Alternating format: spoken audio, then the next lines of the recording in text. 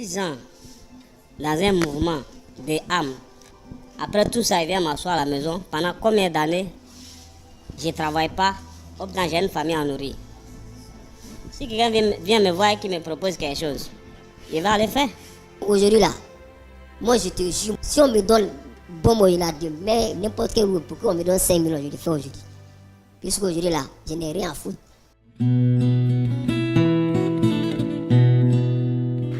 La région ouest-africaine semble aujourd'hui le théâtre d'une poussée de violence dont certaines formes sont qualifiées d'extrêmes. Au Sahel, depuis 2012, le Mali est devenu l'épicentre des violences, avec notamment l'intensification de l'activité de groupes armés dont certains se réclament d'une idéologie dite djihadiste. Dans la région côtière, et notamment en Côte d'Ivoire, si les dernières années ont vu une atténuation des conflits armés, de nouvelles formes de violence urbaine sont apparues. De plus, la présence dans toute la sous-région de nombreux anciens combattants est gage d'un risque important, comme en témoignent des décennies de guerre nomade. Dans toutes ces dynamiques, la jeunesse se trouve au cœur de la violence. Dans ce contexte, Interpeace, en partenariat avec Indigo Côte d'Ivoire et l'Institut malien de recherche Action pour la paix, IMRAP, a mené une recherche participative qui a engagé près de 741 personnes en Côte d'Ivoire et au Mali. Soutenue par l'UNICEF, cette recherche vise à comprendre les trajectoires d'engagement des jeunes de ces nouvelles formes de violence et notamment le rôle de l'éducation dans ces dynamiques. Aussi bien au Mali qu'en Côte d'Ivoire, le constat premier sur lequel s'accordent les populations pour expliquer l'engagement des jeunes dans des itinéraires de violence est celui d'une profonde crise éducative. Cette crise s'explique par diverses mutations subies par la famille et au premier chef, l'effritement de l'esprit communautaire. Un enfant était éduqué dans la famille. Quand je dis la famille, il s'agit non seulement du père et de la maman, mais de tous les membres de la famille. Au-delà de la famille, il y avait son environnement, c'est-à-dire l'endroit où l'enfant évolue. Et il y avait également ce que nous appelons l'école. Dans ces 3 endroits que l'enfant était éduqué. Avant, si tu étais dans une famille, toutes personnes qui sont là-bas, il n'y a pas papa, il n'y a pas maman, tout est confondu, on nous prenait tous ensemble. Mais aujourd'hui, chacun dit que c'est mon enfant. Personne n'a le droit de toucher l'enfant de l'autre.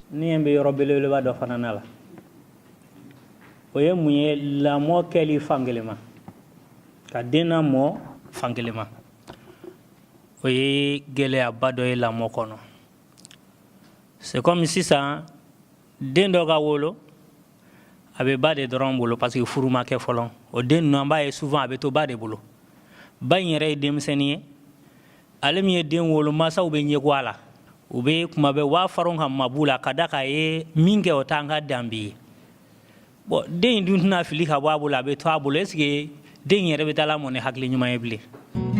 Cet affaiblissement de l'encadrement communautaire a accru la responsabilité des parents dans l'éducation de leurs enfants, exigeant d'eux des capacités qu'ils n'ont pas ou ne savent pas forcément mobiliser. Aujourd'hui, le père ne prend pas la peine de s'asseoir avec son enfant, lui dire ce qui est bon, ce qui n'est pas bon. On élève nos enfants plutôt que d'éduquer nos enfants. Parce que nous sommes plus soucieux de la nourriture de nos enfants, de leur habillement, que de leur éducation. La plupart de nos enfants deviennent agressifs à la maison avant qu'ils sortent pour aller à l'école.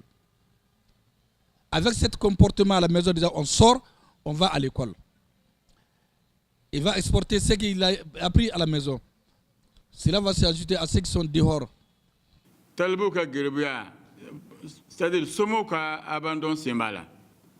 Chogo di biti den di karamogo ma ki ko do ala den bi bana abi dominike abi finidu abi ko abi do sokono iba yola nini ndim seni fana tara karamogo bo be kana ni bi saba sabai na mi ya ko na le ma soro na le nana tuguna le be bo wadi iba nyi ni chogo wala la ke wala sikata so ubi ka to bolongo nei o bete har le rebellion ko yo tugu bi chaman de bina la ka drogaru ni criminelu yi sigida ko na parce que abandonné na. Pour de nombreux Maliens et Ivoiriens, les parents n'assument pas leurs responsabilités dans le suivi de l'enfant à l'école.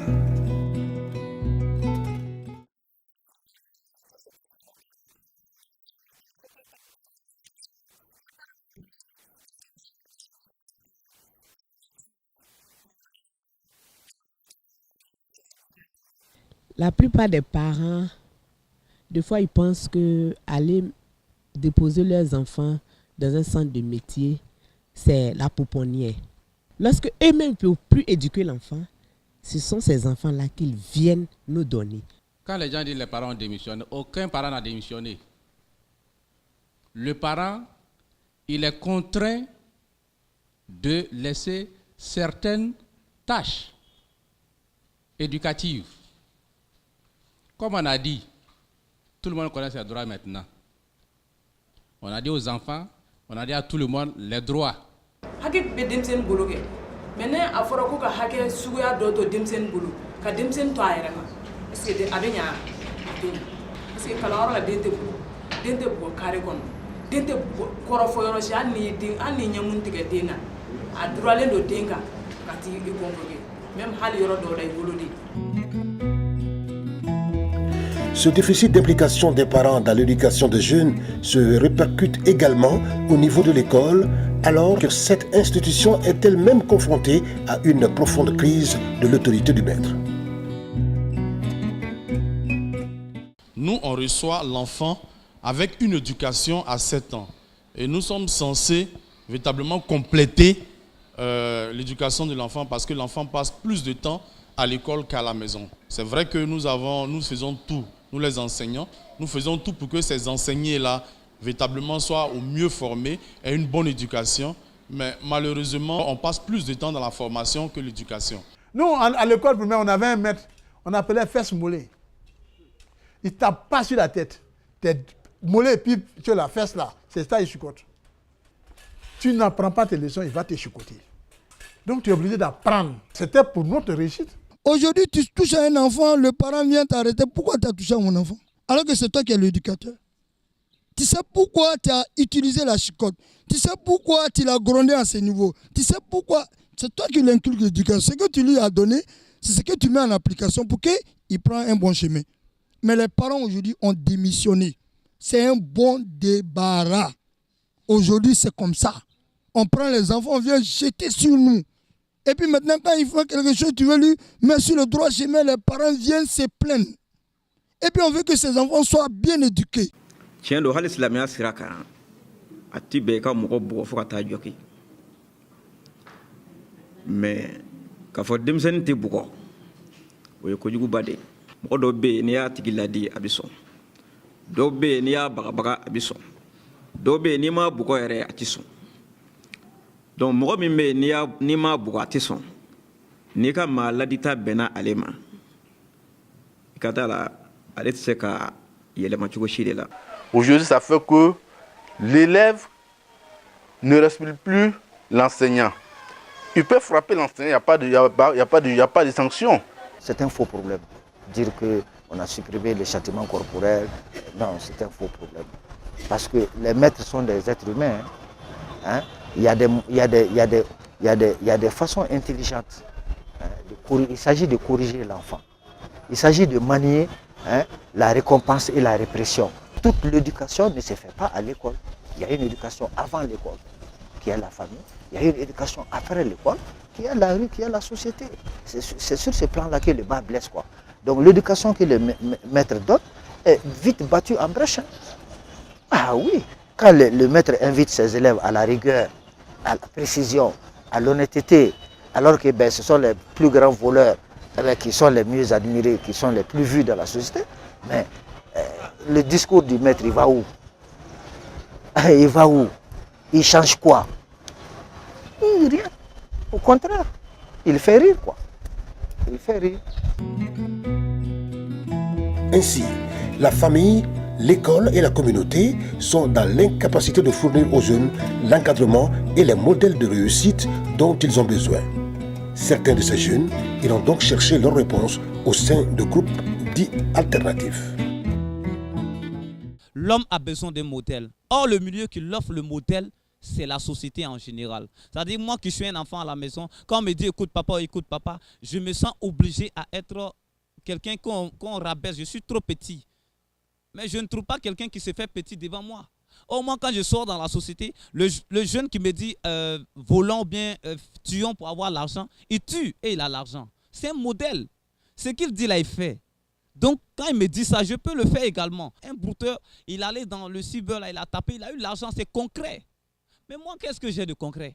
Dans la rue, tu rencontres un monsieur qui a l'air peut-être d'un apôtre et qui t'accueille, qui te parle de Dieu. Et ça commence. Et vraiment, tu vois en lui tout. Souvent, je sortais du campus tout triste pour des raisons de santé. Tout déboussolé, les problèmes. Et dans la rue, je suis accosté par mon machèque de là. Vraiment, quand tu le vois, tu as l'impression d'avoir vu un envoyé de Dieu. Et vraiment, ça tape à l'œil, tu le suis. Je les ai aimés à partir de leur look. Je les ai côtoyés encore et je n'ai pas vu quelque chose d'anti-divin en tout cas. C'est comme si ça a répondu à mes attentes. Au sein de certains de ces groupes, c'est par la violence que les jeunes arrivent à se valoriser, à gravir les échelons, à devenir quelqu'un. À Bobo, pour être d'abord respecté, il fallait appartenir à un groupe ou bien il fallait vraiment être un bon bagarreur. Et c'est comme cela que nous on s'est retrouvés là-bas. Et par cheminement, quand vous arrivez dans un dojo, il y a les voyous qui sont là. Et pour t'imposer, tu as lui-même un voyou. Et tout de suite, on te remarque, lui, il veut te récupérer dans son groupe. C'est comme ça que se faisait. On a vu des enfants avec un pistolet à la maison, en poche. Cette situation est difficile. Quand on permet tout à l'enfant, dehors, l'application de tout permis-là va déborder au niveau de toute la société. S'il est dealer, il va empoisonner ses camarades. Son école, c'est fini. Il va également empêcher les autres également de poursuivre, d'avoir une culture normale. Après la drogue, petit dealer, il va avoir une arme. Il va intégrer donc un gant dans le quartier. On le prend en charge. Il a tout. Tout ce qui lui manque à la maison comme matériel, bien matériel, il l'a. Et de façon facile. Et après, avec la version nouvelle du banditisme international, qu'on appelle les djihadistes, c'est une proie facile. Parce qu'il aspire à plus de richesse. Il aspire à plus de gains faciles. Or, ceux-là, ils n'hésitent pas pour les moyens. Progressivement, certains de ces jeunes accumulent une expérience de violence qu'ils n'hésiteront pas à monnayer. On assiste ainsi à ce que l'on pourrait qualifier de véritable professionnalisation de la violence. Moi, en tout cas, je ne suis pas rentré dans la rébellion parce que j'aimais la chose, non. Parce que j'ai travaillé pour mes parents. Ce que je dois gagner, je dois avoir pour venir les donner, pour qu'ils n'ont qu'à faire leurs besoins avec, je n'arrivais pas à les donner.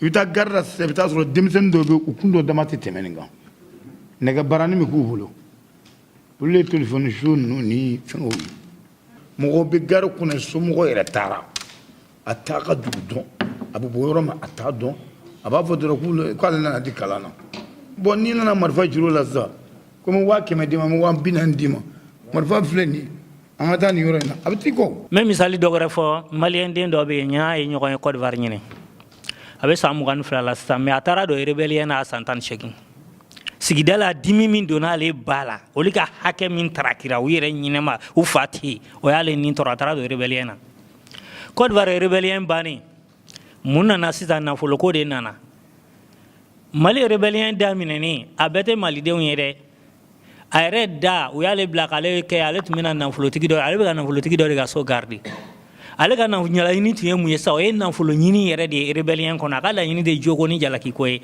ni ye nafolo sɔrɔ dimi bɛ bɔ n na maintenant Côte d'Ivoire nɔri kɛlɛ daminɛ nin ye rebelle de ka ye ha militaire a ko Mali rebellion daminɛnen u y'olu fara ɲɔgɔn kan k'u wele ka wele c'u ma mɔgɔ bɔra Mali la yan ka taa ko Mali rebellion daminɛna ni mun bɛ fɛ ka taa ni militaire minnu bɛ fɛ ka na. Après le temps de conflit, plusieurs de ces jeunes devenus combattants se retrouvent démobilisés, soit par simple manque d'employeurs, soit parce qu'ils ont pris part à des processus officiels de désarmement, de mobilisation et réintégration dits DDR. Or, beaucoup de ces jeunes se retrouvent aujourd'hui en mal de réintégration sociale. Plusieurs d'entre eux ne reconnaissant que la violence, s'étant construit une image d'eux-mêmes à travers le conflit. Dit que nous on a lavé, ça encore dans nos sangs. Après 100 ans, moi là je peux encore combattre. Moi je le dis toujours, hein, si arme, munition, moi m'a tué, c'est que c'est Dieu qui a voulu cela. Parce que j'ai lavé, ça est dans mon sang. Si ils n'ont qu'à s'amuser, Mais moi, je suis là. Le jour où quelqu'un va venir m'acheter, ils n'ont qu'à se dire que je suis la personne.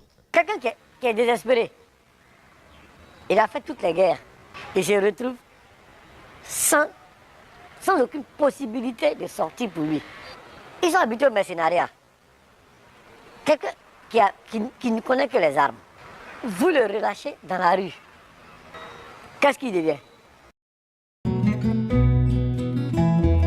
Au-delà de ces revendications, pour une grande partie de ces jeunes, ce n'est pas le simple fait d'obtenir un emploi ou de l'argent qui compte, mais le fait d'être valorisé et reconnu socialement. D'être oublié, d'être marginalisé, de ne pas vous considérer, qui amène la violence dans plusieurs corporations. On n'a pas besoin de donner des millions d'euros, mais il faut être l'encourager et les mettre en